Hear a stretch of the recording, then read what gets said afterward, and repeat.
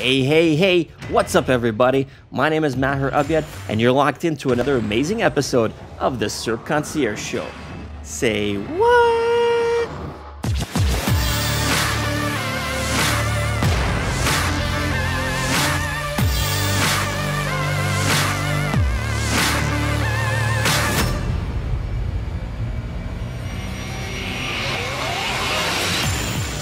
What's up, everybody? Thanks so much for tuning in. I'm so excited today to have on the SERP Concierge Show my good buddy, Will Kenderdine.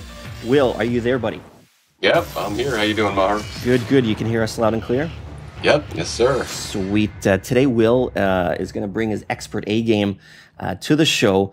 I'm going to pick his brain for a really amazing, important topic that is getting even more important in 2015 and beyond, on-page SEO. Is that something you're going to be spilling the beans with us today? Yeah, there'll be lots of beans spilled today, like the metaphor. Right on, buddy. Right on. No, this is definitely a lot of people are asking, about on-page and where it's going and what to do, because it's Google's changing so many things, as you know, with their algorithm updates so happy to have you on the show today to kind of clear the air. So definitely let's get the ball rolling. But first, before we get started, let's try to get to know who is William, and find out a little bit more about you. Try to fill us in on when and how you got your start in internet marketing. What was that kind of aha moment that you had that you said you want to get into SEO? Right, sure. So I could give you the 30-minute version, but we'll try to get with the 30-second version, and we'll put my LinkedIn profile connection. So if people are like, how the heck did this guy get here? We'll put my LinkedIn link in the show notes here. But relevant to this, I started search engine optimization work in 2005, back in the dark ages, back when you could keyword stuff till your heart's content. And Google said, thank you, sir, can I have another? So I started there.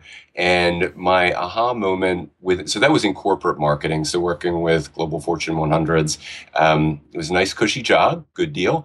When I had the aha moment was, I would say, closer, we'll say 4 years ago, getting into affiliate marketing and kind of using my understanding of search engine optimization to be able to earn money for myself without engaging clients, so to say.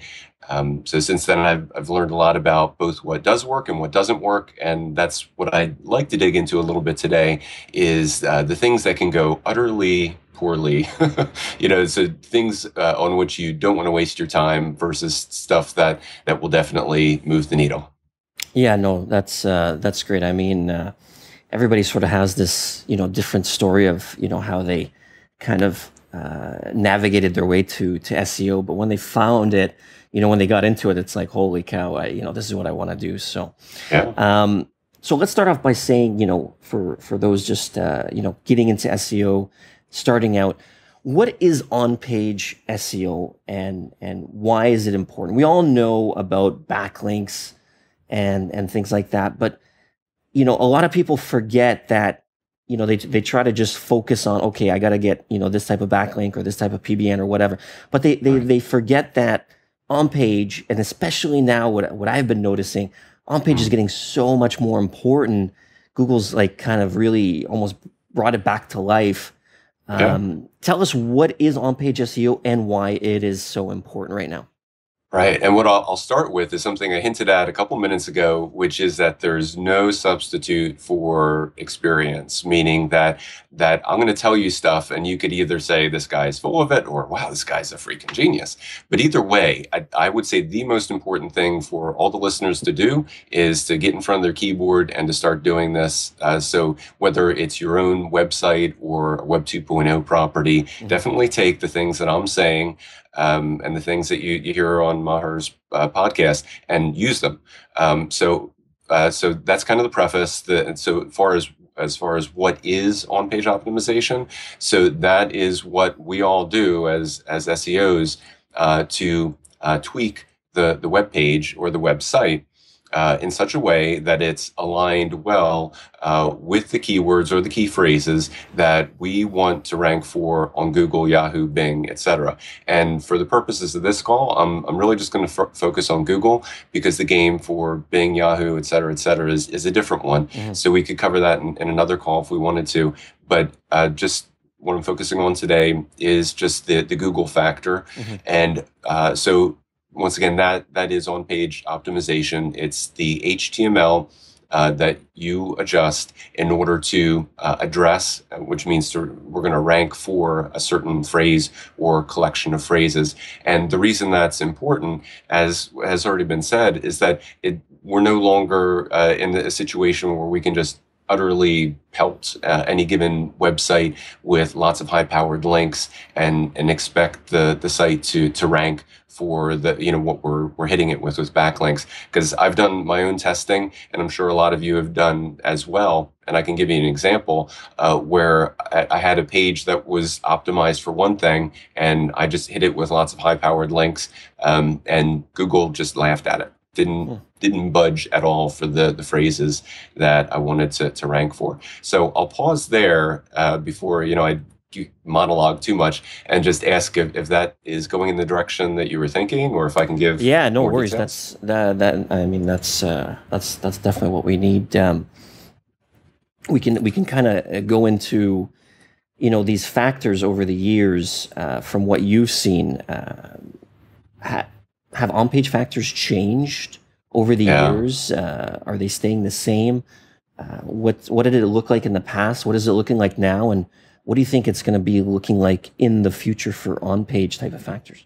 Sure. I'll give you the quick view, because we could probably have a 3-hour call going through just that one point. And I think that people can learn a lot just from that. So that's one of the notes that I had written down before this call, is that I think that it's important for SEOs to at least be conversant with, what is the panda penalty, what is the penguin penalty, and any of the penalties that came before that. And we can put a few links in the show notes about that. And the reason I think that's important, to the point of your question, is that if you don't know the history of where things come from, then you're kind of doomed to repeat those mistakes, because if you don't know what Google's already smacked down, then you may not know exactly what's going to work now. So if we roll back once again to 2005, where I came into the game, and granted, the internet was around for a long time before I got into the search engine optimization game. But at that point in the game, we could do keyword stuffing on page, within the keywords tag. Like, we used to put a block of text at the bottom of the page and just set the font to white. We thought we were so clever. Just put all these different phrases and all this text at the bottom, where, if people highlighted it, then obviously they could see it. But Google didn't really mind. I mean, back in that time, I didn't even really worry about backlinks that much. I was just stuffing the pages with the keywords and ranking for phrases pretty easily. So that was 2005-ish. And even 2006. But then as you march forward and we get these, Google animal penalties, once again, the pandas and the penguins of modern day, Google has continued to up their game. So they've wavered here and there along the way, but I'm going to jump forward to the pandas and the penguins, saying that Google is now bringing their A game to the table to try to get rid of results out of their search engine result pages that have been spammed with nasty links, spammed with good links repeatedly. They tried to get rid of any results where you're over-optimized on page. Essentially anything that's gaming their system. They're getting some really smart people to put together these algorithm updates to weed out people who are purposefully gaming the system, which I think is great for us, because the more that we know about what Google is not in favor of, the more that we can arrive and say, well, there's still a way to do it. Because obviously Google lives on the signals. They have it's a machine, it's an algorithm or series of algorithms, and they have to have a way to look at the billions of pages on the internet and figure out what's most relevant, so that, when I search for something, lawnmower, like need to buy a new lawnmower. So, when I start searching, they have to have an intelligent way to look at all the lawnmower pages in the world and figure out, what does Will Kenderdine really need to see? So I'll pause there again before, Yeah, no, like that's great. Or, Um, um, we're definitely starting to get. I can see we're starting to get into the meat of things, and this is great. Let's just jump right into it. What are if you're going to optimize a page, what in your mind are the top three things that you would need to do to make that happen? Sure. Yeah, I would say the three things is really narrow. So for the people that are listening to this, they're like, there's just way more than three. You can't just optimize on three. Are you crazy? But I think it's a great question because there are a lot more than three. But if we had to pull down and just say we're either really time constrained or like the client's like, I'm not going to pay a whole lot of money for this. Just optimize on three things.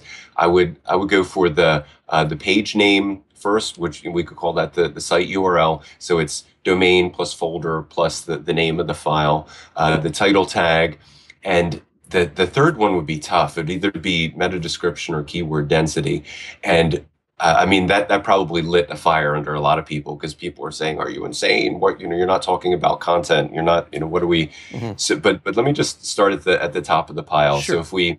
if we start with the site URL, and I have an example from this, I'm not going to give you the name of my client, but that we added pages this week, and these were all long tail pages. All I did was, so they're very simple pages, probably 300 words of text on each. So they're very short. They're image gallery pages. Mm-hmm. So each page only has 300 words and 3 images on it, and the URL. So it's just a domain name, which doesn't have the keywords in it, and then the name of the page. So, and this is a WordPress site.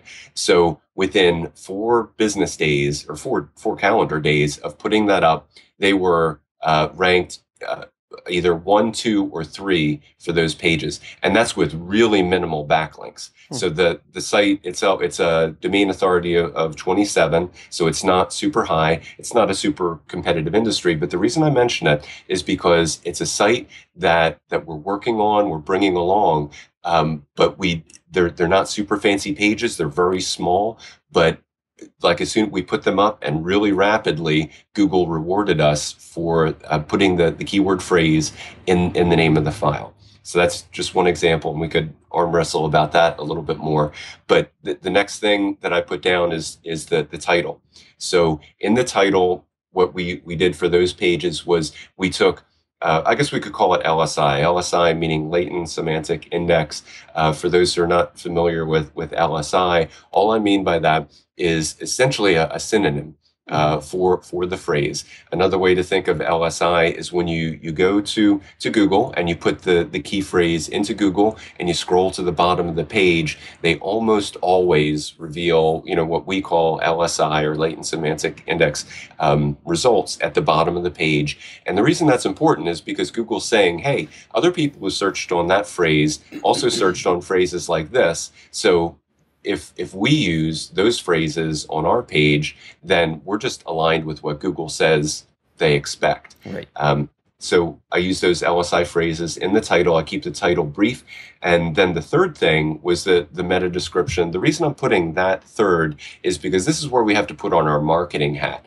Because one of the pieces of thought process that I would encourage everybody to think about is it's not just about technicalities, because at the end of the day, you want to rank the pages, and this particular client that I'm talking about is it's about lead generation. Yeah. So he's like, you can rank me on whatever page, but if we have these hard to read things in the title and the description, that I'm not getting any business out of what your quote unquote ranking. So I mean, we could have a whole podcast just on this, but the meta description is important because you need to weave in your key phrases, this LSI thing, which once again is kind of a synonym type phrase for what you have as your main phrase, and a call to action. Getting the people to see your description and then click on it. So just in case people aren't aware, the reason I'm harping on description is to a large extent. when Google shows their search results, what you see on that search result page, the top line item in that search result is generally the title. It's not always the title. It's wherever your keyword shows up. If it shows up in the title, they're going to show that, and then it shows the link to the page or the URL, and below that they show a description. Very often that description that Google reveals is your meta description tag. If your meta description tag doesn't have the keyword, or if they find that you don't have a meta description tag, or they just don't like it for some reason, then they'll put in a piece of the web page. But that's like the real quick bird's eye view of the top 3 things that I would go for. Yeah. And once again, we could probably do a whole 30 minutes just on those things. So let's kind of recap what you just went over. Obviously, that's pretty much the more or most important factors that a lot of people are trying to play with. You've got the URL, the way you structure it, even with categories and whatnot, and also the title. Title, I'd say by far is one of the most important. I mean, Google obviously reads that, and having your, what a lot of people do is they try to put the keyword that the main keyword that they're trying to rank for at the beginning of the title. Right. Dog training, dash, we are the best trainers of dogs in Chicago or something, right? Uh-huh. And then description, of course, like you said, they'll either, they'll read the description, they'll either use that description in the SERPs, or they'll pull, like you said, from the content of the site and decide whatever they want. Sure. Now, with all of these 3 now, though, they all kind of play a factor together. Now, here's the thing that I want to ask you. Over-optimization in terms of the keyword, being in all 3 elements once, too many times, whatever the case may be. Do you, how many times should you repeat the keyword? One thing you talked about, obviously, was keyword stuffing, which obviously is more into the content, but maybe you can talk about a little bit about that. But before, maybe, what's the best way to not over-optimize those 3 elements when you're working on them? Right. So that's a great question. So with the short answer there is to go to Google and look at your competitors, because I guess, so 2 things to keep in mind there. And so this is the approach that I take, is that when I get a client, or even, with my own site, so if we're doing affiliate marketing, it's really all the same thing. Look at the people that are already ranking for those phrases, and get a feel for how big their site is and how long they've been there. And then look at their keyword optimization. So one of the things that we can put in the show notes is SEO book on page. So that they have a free page analysis tool or widget, whatever we want to call it. So we can put that in the show notes, and I'll run that on like the top 3 or the top 5 results for a given phrase and get an idea of what they're getting away with. For myself, I'll generally look at all in a keyword density of anywhere from literally 0.1% to 0.5% at the beginning. And the reason I start so low is that Google is way nicer to you when you start low and then nudge it up. So, but if you start high, like if you started at 10% keyword density, which would be crazy high, but if you start high, they can penalize you, and digging out of a penalty is just, you don't want to go there, man. You just want to. Yeah, just so it's way better to start low and then nudge your way up. Now, if you have a client that says, listen, we've got, I'm sorry to bring you in this late, but we've got this program that's going live in 4 weeks, and we've got to be on top of the search engines in that time, that's another game altogether. And I'm not going to dig into that because it's a different thought process than what I'm going for here. So we could have another podcast on that one. But with where I start, is I start purposefully very low, and I put the keyword into the URL, or the key phrase in my case, because I'm almost always going after multi-word phrases. I'll put it once into the URL, and then in the title, it's generally the LSI version of it, or a longer tail version of the phrase. And then in the meta description, I'll have the key phrase again, and then, more synonyms that go with it.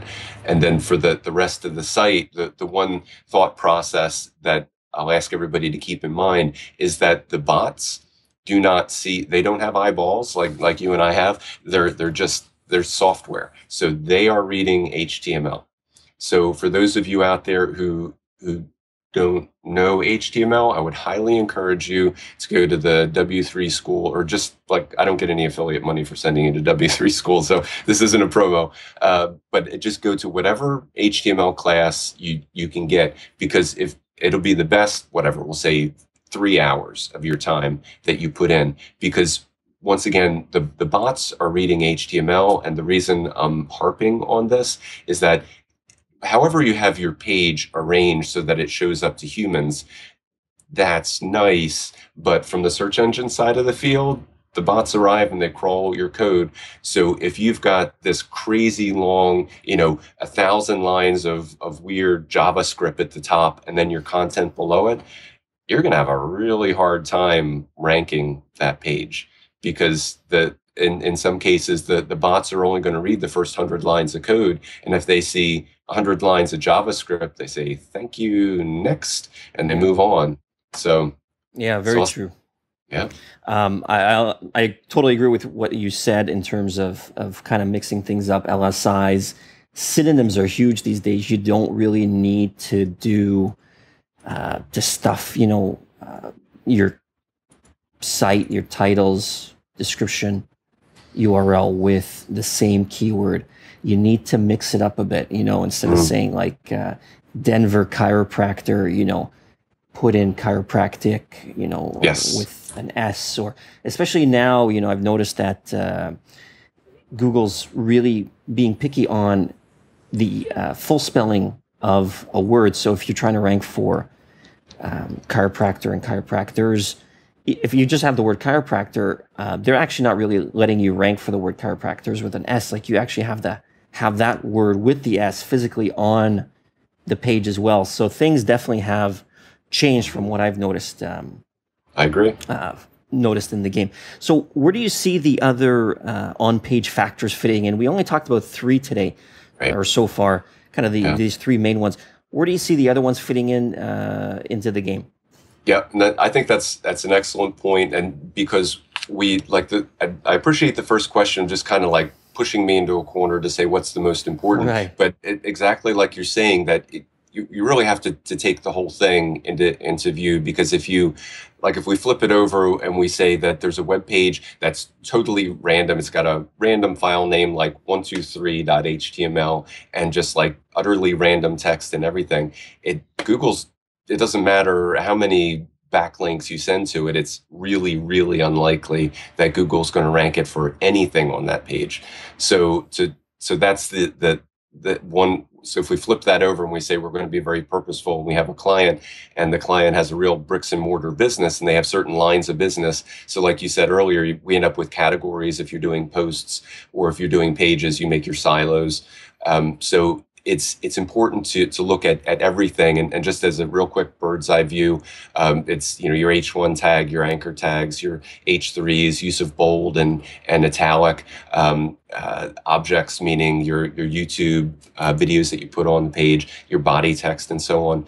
So, you probably see me looking over to the side. I've got a spreadsheet, and I'm going to be including this, so you can have my spreadsheet cheat sheet, so to say, and post it, because it's really it's just a thought process. So Yeah. meaning that if you get this and you work it, then you'll find that for yourself that you can get better results from it. So if I go back to the top one more time and just say, when you look at the spreadsheet that we'll share with you, is that you really do need to take all these things into consideration, because the Google bots are crawling this. And as long as, once again, you don't have a big ugly chunk of JavaScript at the top, then it's going to read through all your content, and it's going to figure out, are you at that, once again, my recommendation being like 0.1 to 0.5%, or just a little bit below whatever your competitors are doing. So if your competitors are at 0.6%, well then yeah, come in at 0.5%,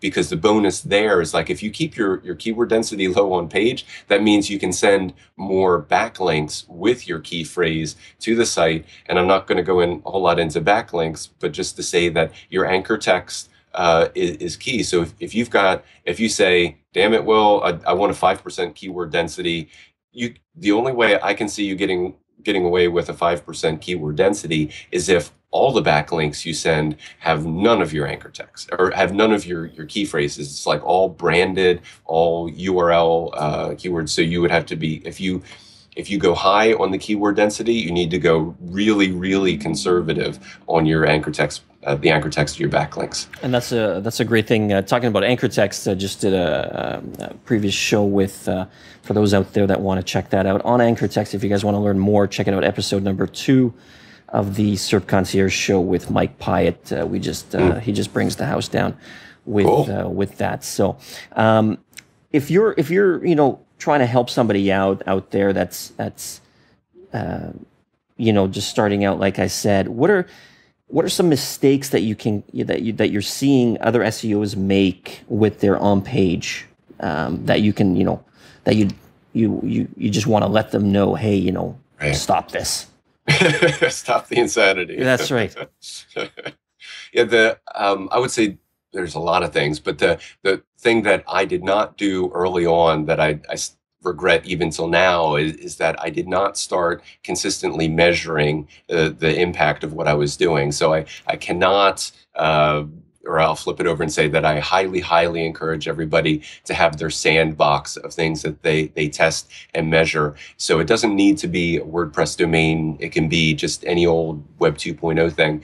But when I talk about measurements, it could be something like Easy Ranker, which is I'm pretty sure it's a low-cost software still. I got it a while ago.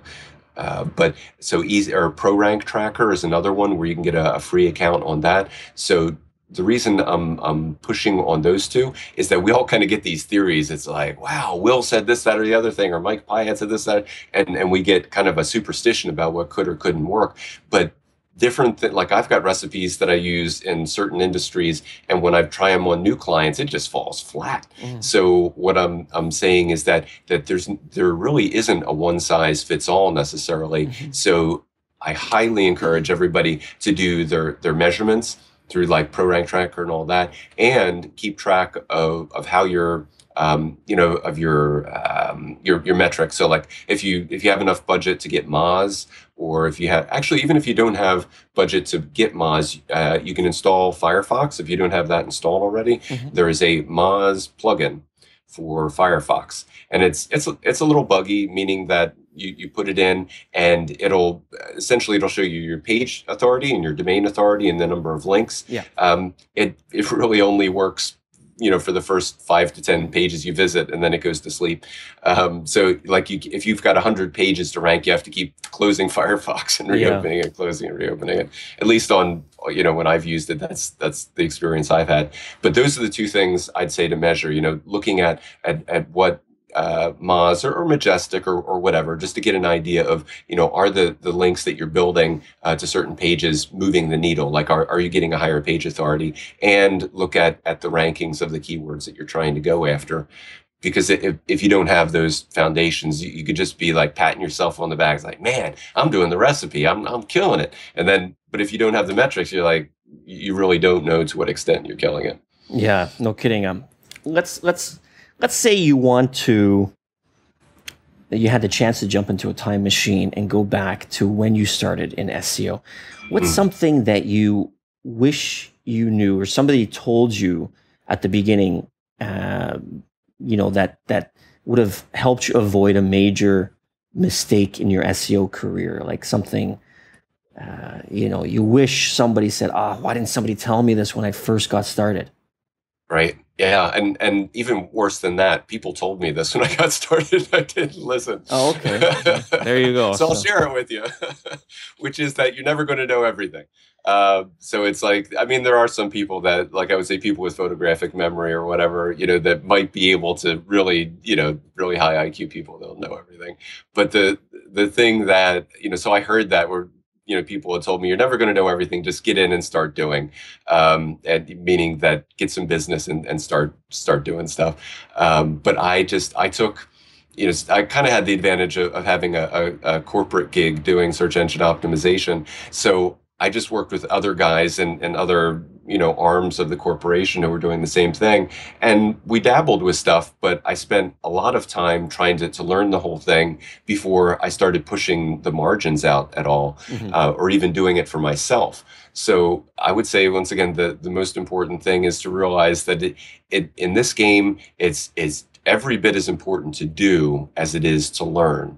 Because if you make my mistake and you do a whole lot more learning and not a whole lot of doing, you don't always see how the whole thing fits together. It's as, at least in my case, when I started, putting up my own domains and trying all these different things and getting the sites penalized and figuring out, why did this get penalized? How do I get it out of the penalty? It was in that wrestling match that I really learned the most. Yeah, man, you just brought so much good information today on page, and I definitely wanted to thank you so much for that, for coming on the show today to the SERP Concierge Show. That's just amazing stuff, and definitely we're going to have some more information in the show notes for what we talked about today. People can catch up on some of the links that we mentioned.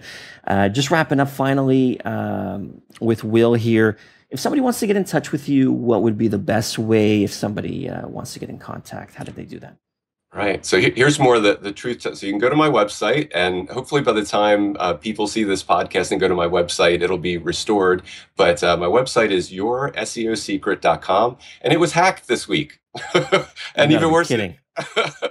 So we're rebuilding it. Like, if you go there now, it's a jumbled mess. Oh, man. But so it'll be back there in contact form and all that sort of thing. So the lesson there is like, stay on top of your client sites as well as your own site, because everything, where there's a will, there's a way, and bad people can hack into your site. No kidding, man. You gotta keep those WordPress updates. I'm telling you. Yeah, it's the truth.